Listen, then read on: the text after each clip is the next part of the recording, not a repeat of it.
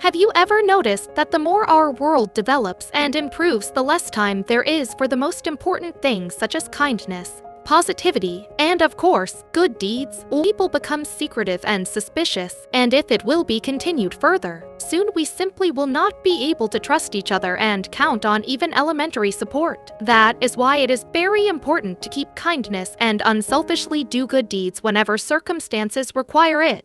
Most of the time, we only remember the bad deeds and somehow we forget the good ones. So today, I want to make you happy with a good story about responsive people who could not go past someone else's grief. But before we start, smash the like button and make sure to subscribe if you haven't, and hit that notification bell so that you won't miss any new stories. Often people have a negative attitude towards policemen, and sometimes even with a certain amount of hate. In fact, the work of a police officer is very difficult, both physically and mentally. It was an ordinary day when police officers Antonio and Giuseppe went out for their shift at the Florence police headquarters in Italy. They had no idea that they were the ones who would soon become famous throughout the country and even beyond its borders. On that day, the department was quiet and there were almost no calls. But towards lunchtime, they received a rather strange call for help. Seemingly, what could surprise the experienced law enforcement officers? But the call was really unusual, and at first even somewhat confused the police. Indeed, it was the first time they had to work with such a call. The voice on the other side of the line said, "Hello, I know I may have called the wrong place, but I just do not know where else to call.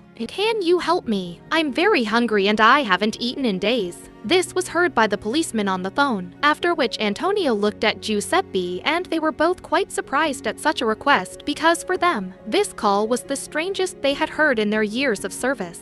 But a policeman's job is precisely to help anyone in need. Nobody knows what most policemen would have done. But all Antonio said was, "Accepted. Please tell me your address." 10 minutes later, the uniformed men arrived at the specified location and knocked on the door. The front door was old and untidy. All this suggested that the apartment was not a place for rich people. A few seconds later, their suspicions were confirmed. The door was opened by a skinny elderly woman of 87. "Hello, my name is Louise Bruno," she said in an uncertain and quiet voice. "My arm is very painful after the injury and I want to eat. But I can't make anything myself, so I don't even know where to go, so I decided to call the police," said the lady with a tired voice and hardly holding back her tears. At such a strange request, what she heard shocked the partners. They looked at each other and decided to act.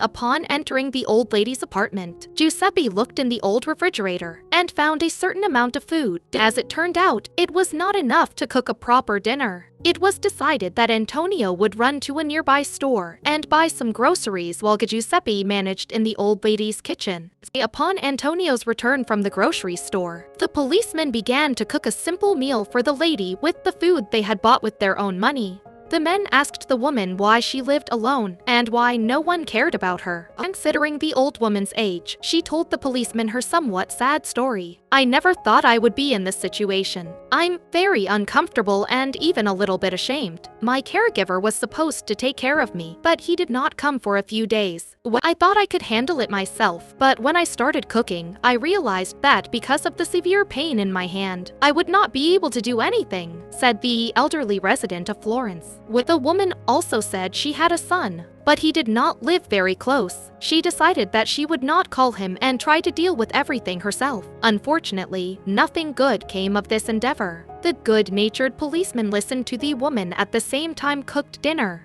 Half an hour later, everything was prepared. Delicious tomato ravioli, a soft salad, and warm tea awaited the lady on the table. The partners realized that the woman could not do the housework herself and that she needed help in the future. So they contacted her son and told him about the situation. The old woman's son turned out to be kind, caring, and understanding, and he quickly responded to their call. But because he lived on the other side of Italy, it took him some time to get to his mother. And while the relative got to the old woman, our heroes decided not to leave her in the lurch, and the next morning, they visited her again, making the old woman a delicious breakfast before work at the station. Of course, they could have simply ignored the old woman's problems because they don't have to deal with such things. But as the heroes themselves later said, "We all will be old someday, and we hope to God that we will be treated in the same way." The second day, around lunchtime, the son came to his mother to take care of her. He was so surprised and touched by the actions of the police officers that he did not even believe that two cops could come to a stranger's house like that, buy food from their own money, and cook lunch. Yes, and the next day, stop by before work and make her breakfast. To put it mildly, he was shocked. He could not leave it alone and went to the department where Antonio and Giuseppe worked to personally thank them. And the world is not without good people. I wish that everyone who has the opportunity to do something good, even if it's not for their own benefit, would do it without hesitation. This statement was made later by the lady's son to local journalists. He published this story on Facebook, and just a few days later, it went viral. People, after discovering what the Florence police officers had done, expressed their appreciation and respect for them. In response, our heroes made several comments. Every police officer gets into unconventional situations, but not every action is written about by journalists. I think that my partner and I did not act heroically but just humanly. That's what Antonio told. As it turned out, the men in uniform who helped the senior lady have been working at the police for a long time. During the period of service, they have shown themselves as responsible officers and also respected among colleagues.